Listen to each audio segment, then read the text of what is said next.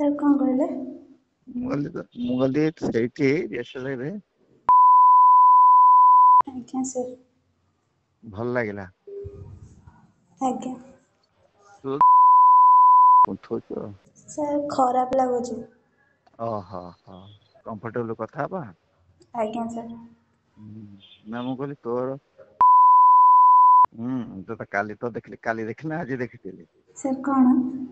କାଲି ତତେ ଦେଖିଲିନି ବାଟରେ ଆମର ସେଠି ଯୋଉ ମରିଆସ ଜାଗାରେ। ହଁ ହଁ। ସାର୍ କଣ କହିବି ସାର୍, କାଲି କେମିତି ଆମର ହେଲା କୋରସ ମାନଙ୍କର। ବଢିଆ ହେଲା। ବାବା କଣ କହିଲେ, ବାବା ମା? ହଁ କହିଲେ ଭଲ ହେଇଛି ବୋଲି।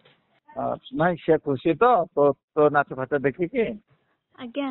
ଆଉ କିଛି କହିନାହାନ୍ତି, ଖାଲି କୋରସରେ ରହିଲୁ, ଆକ୍ଟିଂ କଲୁନୁ କରିଲୁନୁ। ନା ସାର୍। ତାକୁ ପଚାରିବି ଯେ କଣ କେମିତି ତାକୁ ଲାଗିଥିଲା। ଆଜ୍ଞା। ଅଛନ୍ତି କି ମା? ନା କେହି ନାହାନ୍ତି। ଏକା? ହଁ। ଆଉ କଣ କହୁଛୁ କହୁନୁ? କଣ କହିବି ସାର୍? ଆରେ କଣ କହିବୁ ତୁ, ଆଉ କଣ ଆମେ କିଛି କଥା ହୁଅନ୍ତିନି? କହୁନାହାନ୍ତି। ତୁ କହ କଣ କହିବୁ, ତୋ ଆଡୁ ଆଗେ କହ। ଖାଲି କଣ କହିବି କଣ କହୁଛୁ ତୁ କହୁନୁ, କଣ କହିବୁ ତୁ ଭାବୁନୁ କଣ କହିବି, ଲାଜ କଣ କରୁଛୁ? ନା ସାର୍ ଲାଜ କଣ ପାଇଁ କରିବି? ତୁ ତ ମତେ ପଚାରୁନୁ। ସାର୍ ପଚାରେ କାଇଁ ସାର୍, ସମସ୍ତେ କାହିଁକି ମିଶନ୍ତି ତ ସେଇଥିପାଇଁ ମୋ କଥା ଠାରୁ ତ ହଉଚି।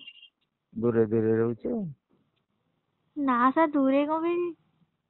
ଆଉ ତତେ କହିଲା ବେଳକୁ ଭେଟ ହବା ମନା କରୁଛୁ। ଭେଟ କଣ ସାର୍, ମୁଁ ଗାଁକୁ ପଳେଇବି ତ ଏବେ ପରୀକ୍ଷା ସଇଲେ। ତାହେଲେ କେମିତି କଣ କଥା ହବା? ସାର୍ କଲ୍ ରେ କଥା ହେଇଯିବା, କହିବେ କଣ କଲ୍ କରିବେ ଆଉ। ଆରେ ମୁଁ ତତେ କହିଲି ଆଜି, ମୁଁ କହିଲି ମୁଁ ଆଜି ଭେଟ ହବା, ତୁ କଣ କହିଲୁ, କହିଲୁ କଣ ପାଇଁ? ସାର୍ ଆପଣଙ୍କୁ କହିଲିନି। ଆଁ?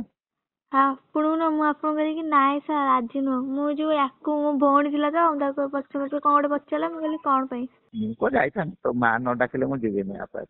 ପ୍ରେଷ୍ଟିଜ୍ କନସିୟସ୍ ଏମିତି କହିଦେଲି ନା କଥାରେ। ଆଜ୍ଞା ଦେଖିଲି ତୋ ମନ ବୁଝିବା ପାଇଁ ଦେଖିଲି, ତୋର ସେଇ ମନୋଭାବ ଅଛି ନା ନାଇଁ କେଜାଣି। ତୁ ଆଉ କାହାକୁ ଧରିଥିବୁ, ମତେ ଆଉ କାହିଁକି ପଚାରିବୁ? ସାର୍ ଏମିତି ସାର୍ ଆଉ କାହାକୁ କଣ ଧରିବି? ଆଉ କେଜାଣି ଭଲ ପାଉଛୁ ତ? ସାର୍ ମାନେ ଭଲ ଲାଗୁନି ସେମିତି ଯୋଉ କଥା ଗୁରା ତ, ସେଇଥିପାଇଁ। ହଉ ଠିକ୍ ଅଛି, କଥାବାର୍ତ୍ତା ହବାନି ଆଉ। ଆଜ୍ଞା ସାର୍। ହଉ ଆଉ କଣ କହ? ସାର୍ ଆଉ କଣ କହିବି ସାର୍, ରଖୁଛି। ଆଉ କଣ ପଢାପଢି କାଲି କରୁଛୁ ନା? ଆଜ୍ଞା ସାର୍ ସେମିତି। ଆଁ? ସେମିତି ସାର୍। କାଲି ଭଲ ପରୀକ୍ଷା ଦବୁ ଟି? ଆଜ୍ଞା। କେତେ କଥା କହୁ, କାହିଁ ଆଜି ହଠାତ୍ କାହିଁକି ଆଜି ବନ୍ଦ କରିବାକୁ କହୁଛୁ? ନାଇଁ ସାର୍, ସାର୍ ଯେତେବେଳେ ମାନେ ଡରି ଯାଉଥିଲି ନା, ସେଇଥିପାଇଁ କିଛି କହୁନଥିଲି। କିନ୍ତୁ ଡରି ଭଲ ଲାଗୁନି ସାର୍ ଏମିତି କଥା ହବାକୁ। ହଁ ମୁଁ କିଛି କହୁନି, ମୋର କଣ ଦରକାର। ହଉ ତୁ ପଢାପଢି କର, ଭଲ ଇଏ କର ହେଲା। ଆଜ୍ଞା। ହଉ ରହିବା।